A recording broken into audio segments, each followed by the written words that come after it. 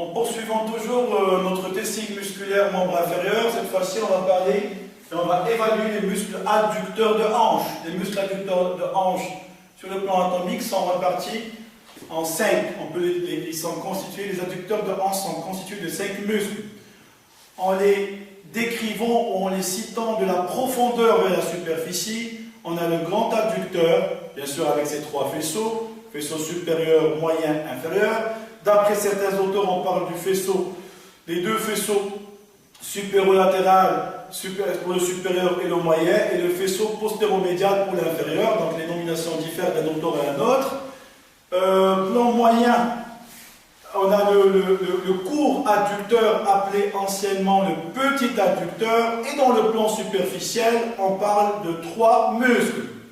Le long adducteur, que l'on appelait à l'époque moyen adducteur, le gracile et le pectiné. Donc si on veut récapituler, on parle de 5 muscles adducteurs. De la profondeur vers la superficie, on a le grand adducteur dans le plan profond, le court dans le plan moyen, le gracile, pectiné et long adducteur au niveau du plan superficiel. Donc comme le nom indique, ce sont des adducteurs de hanche. On ne va pas rentrer dans les détails pour décrire et revoir et décrire l'origine, la terminaison de chaque muscle, ça nous prend beaucoup de temps. Donc, vous savez tous que ce sont des adducteurs de hanche, et on va les tester sur cette fonction d'adduction de hanche. Donc, ce que vous devez surtout retenir, c'est que les adducteurs, pour avoir une idée rapide sur certaines terminaisons, pour le grand adducteur, on a un de ces faisceaux qui se termine au niveau du tubercule du grand adducteur, au niveau de l'épicondyle médial du fémur. Ce que vous devez aussi retenir, c'est au niveau, ça concerne surtout le gracile qui se termine au niveau de la patte doigt avec le semi-tendineux et le sartorius. Et donc ce sont tous des muscles, je le redis, que l'on va tester sur l'adduction de hanche. Donc passons à la pratique. Pour les tester, on commence par la cotation 3. Cotation 3, bien sûr, faire le mouvement et solliciter le muscle contre-pesanteur. Donc pour ce faire, mon patient sera installé en décubitus homolatéral. Et je dis bien homolatéral parce que le membre à tester sera en contact avec le plan de travail. Donc il ne sera pas en supralatéral, mais il sera en infralatéral, c'est-à-dire le membre, les muscles à tester au niveau du membre qui se trouve en contact avec le plan de travail. Donc je me place ou je positionne, j'installe mon patient en décubitus latéral strict. Bien sûr, on veille toujours au bon confort du patient avec un coussin sous la tête pour avoir un alignement, une rectitude de la tête, de la colonne vertébrale, avec un grand respect des courbures du rachis en entier. Patient en décubitus latéral, genoux tendus, bien sûr. Dans un premier temps, on va montrer à notre patient le geste à faire ou à réaliser.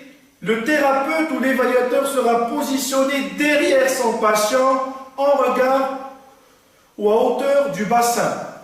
Il va soulever légèrement, je dis bien légèrement, le membre opposé, c'est-à-dire le membre que l'on ne va pas tester. Le membre opposé sera soulevé par le thérapeute et maintenu au niveau du genou ou au niveau de la cheville. Mais il sera soulevé et il va rester tendu. Et après, juste par la suite, on montre à notre patient le geste à faire. Donc il doit rapprocher le membre inférieur infralatéral du côté du plan de travail du membre opposé. Donc on doit tout simplement donner un ordre au patient en lui demandant de venir toucher le pied opposé par le pied du membre à tester, tout simplement, de cette façon-là. Tout en sachant que ce membre du côté opposé sera maintenu, soutenu par un thérapeute. Comme ça, on va faciliter la tâche à notre patient. Donc, légèrement soulevé, maintenu à hauteur du genou ou de la cheville. Genou du côté du testing, attesté, tendu au niveau du genou. On demande à notre patient de venir, bien sûr, toucher le pied opposé par le pied du membre attesté. Patient arrivant à faire ce geste, ce mouvement dans tout secteur, ça confirme que ces adducteurs sont cotés à 3. Passons aux autres cotations. Cotation 4. et 5. On applique des résistances, chose qu'on dit, on redit à chaque fois, d'intensité moyenne pour la 4, d'intensité beaucoup plus importante pour la 5, sans oublier la comparaison par rapport au côté opposé, au côté 5. On maintient la même installation, évaluateur placé derrière le patient, membre opposé au supralatéral soulevé et maintenu, membre attesté, tendu. La résistance, cette fois-ci, sera appliquée, comme vous le savez tous, pas au niveau de la cheville pour ne pas avoir un grand bras de levier et par conséquent mettre le genou en porte-à-faux, mais la résistance sera placée au niveau de la face médiale du genou.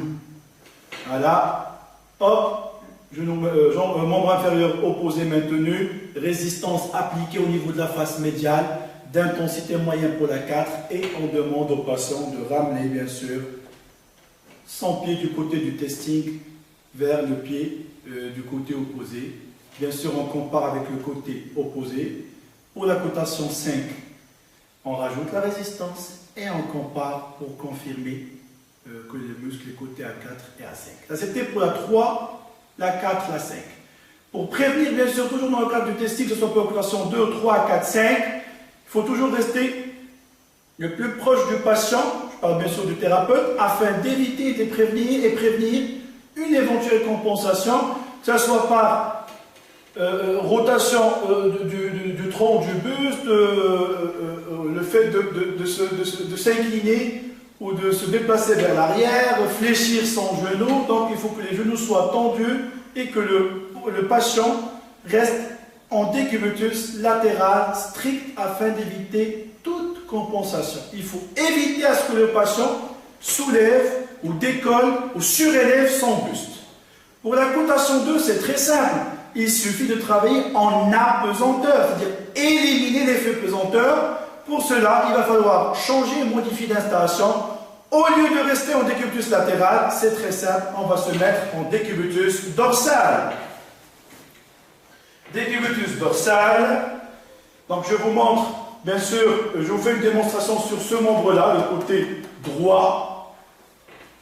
Le membre opposé va déborder le plan de travail, du plan de travail, plier au niveau du genou, jambes pendantes.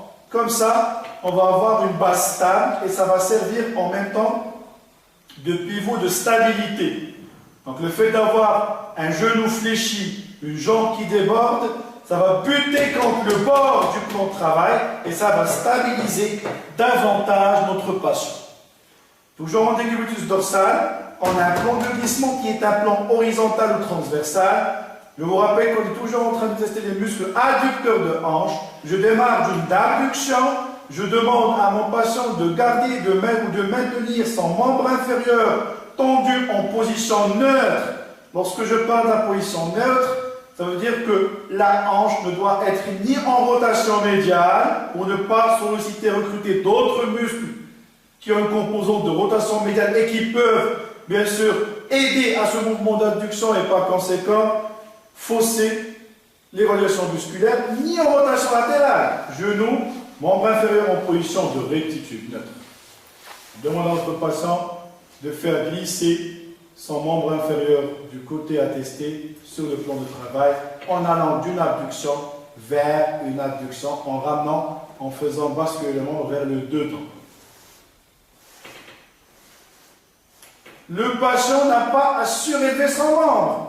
Comme ça, il ne sollicite pas ses fléchisseurs de hanche qu'on vient de voir, TFL, Sartorius ou psoas iliaque. Merci.